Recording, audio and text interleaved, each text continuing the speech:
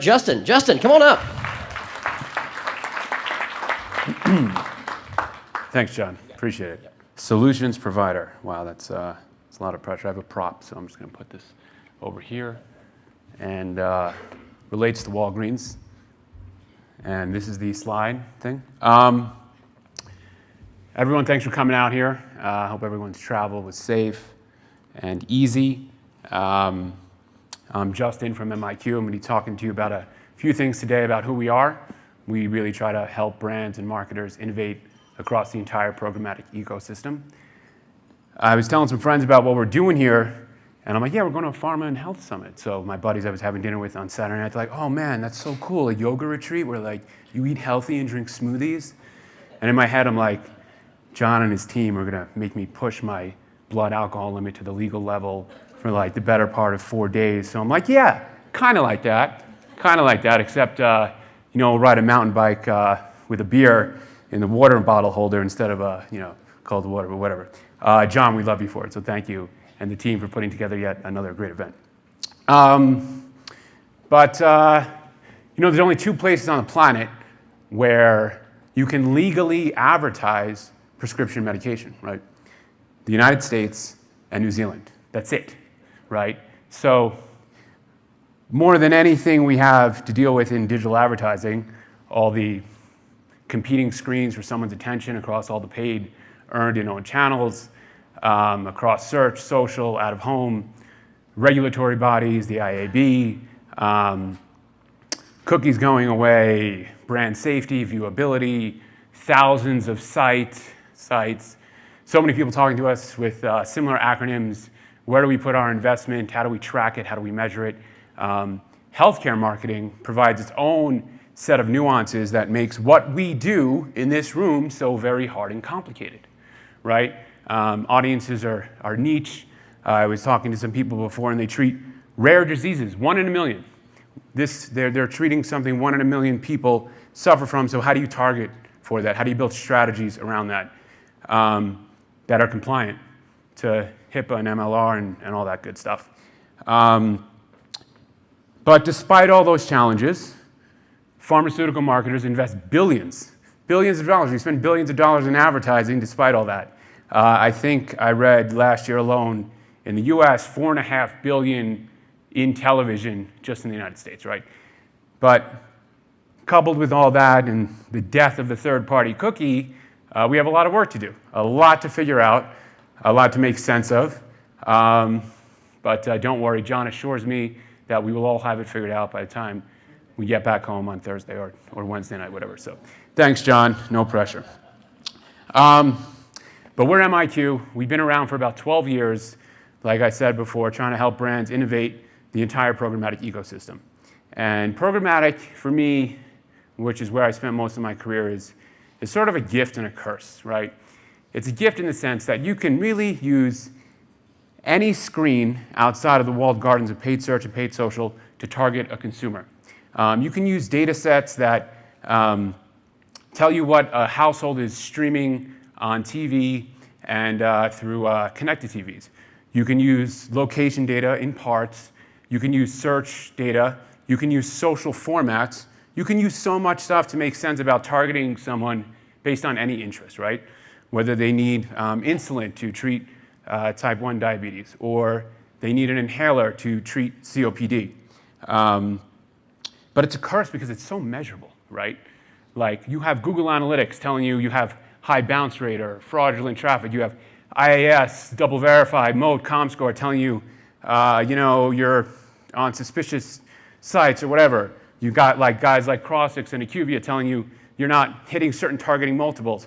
And you're sitting there trying to juggle all of these different KPIs, trying to keep your marketers happy and prepare QBRs at the same time and all that other stuff. So it's so complex and it's so very challenging.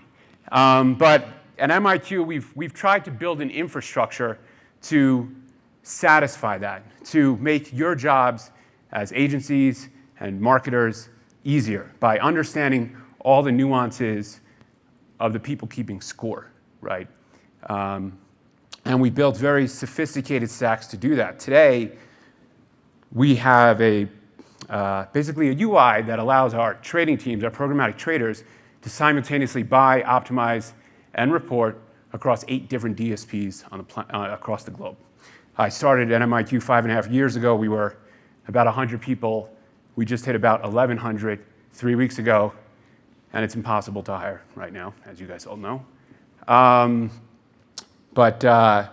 What we do on top of all the programmatic platforms we have is partner with a lot of great people to make sense of all the targeting and all the nuanced measurement, and try to help brands figure that out. So some players might be in this room or not, but we've got partnerships with IQVIA, Purple Labs, Viva Crossix to better connect claims-based audiences with all programmatic formats. And we built our traders a lot of great tools, and there's no notes on these screens, but that's okay. We very much try to connect human intelligence with AI. So how do you help people, traders, young folks make sense of so much data in real time throughout the work week, 40, 50-hour work week, whatever it is.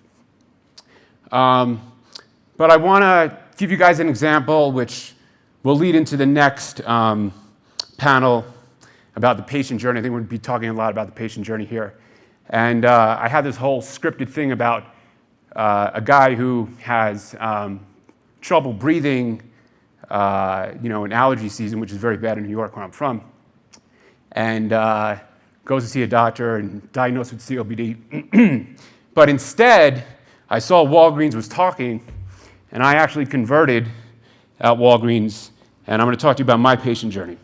So in the process of preparing what I'm going to say today, I had a lot of people who I work for, my VP, our new sort of CMO, saying, oh, you can say this, you can't say this, you can't say that. Let me see what you're writing. Let me see what you're going to present, blah, blah, blah, blah. I'm like, guys, we're just going to talk to people. I'm not going to sit up there and say all the blah, blah, blah, blah, blah. I'm going to be checking their phones, getting coffee. Sorry you haven't had a bathroom break yet. But I woke up yesterday, and my right eye was like all puffy and wouldn't open well. I'm like, oh, shit. I got to present tomorrow. I got to fly there, all this other stuff. Start doing a whole bunch of research on the internet. Maybe it's conjunctivitis, maybe it's pink eye, maybe it's a sty. My wife's like, don't worry, it's probably stress. I read that stress doesn't cause this stuff, but stress influences the body's immune system, and maybe I got bacteria, blah, blah, blah. So I see my friend Alyssa back there from Lululemon Partners at the airport. I show her, she's a mom. She goes, oh, it's a sty. So I spend the time on the plane researching sty, in eye, how do you treat it? Watch some videos, all that other stuff. And I got hit with a paid search Walgreens ad for this product called Sty. And might have been a prescription cream once upon a time, but now it's OTC. And I saw that there's a Walgreens right down from the hill here, before you enter the hotel area, whatever. And I went there and I picked this up, and next to it I picked up another Walgreens branded sort of eye drop, whatever it was. And on my way out, grabbed some soda. Lizzie got some chips and salsa, a couple of vitamin waters, a Smart Water, some gum. So keep the convenience part of it going, because I think I spent $60 when I could have spent like 14. You're welcome. I'll try to expense it if it's okay. So in any event, my point is, from the paid search, from the YouTube videos I watched, from some sites I saw some ads on, all pieces of the patient journey can be targeted in some capacity. So I talked about before how complex and how challenging what we do really is. And it is, and it's causes stress, and we don't know how we're going to figure it out, or pitch this plan to this brand, or present this giant 2023 plan inclusive of millions of dollars in budget. But if you just stop to think and break down the patient journey from trying to understand what you might have, what you should be talking to your doctor about, and the process from symptoms to recovery and maintenance while you're on script, you can start to break down a very cohesive media program. And if you can start to think about how to measure, I get no notes here, so how to measure all those pieces along the way, everyone who's keeping track and score of what you're doing by plugging deeper into the data, deeper into the supply, along the way, you can keep good scorecards to keep all the stakeholders happy, right? And the proof in the pudding works. We have 2 years worth of data that came up with some of these numbers. Wouldn't be doing my job if I didn't show you some numbers. So 3x lift in conversions when you don't do what sometimes we just are forced to do, and that's restrict ourselves to some fixed segmentation that our marketers or brands are really obsessed with because they're so targeted, and use other pieces of the puzzle to target people. You're going to get higher audience accuracy. You're going to get higher script lift. So if I can leave you with anything, guys, it's to consider all the touch points and all the players to better connect the entire decision-making funnel with the person's own journey. And if you take the time to understand how each provider, ad verification, attribution partner, measurement partner, data provider, et cetera, how they are tracking and keeping score of what you're doing, you will deliver better results for the brands. And that's it.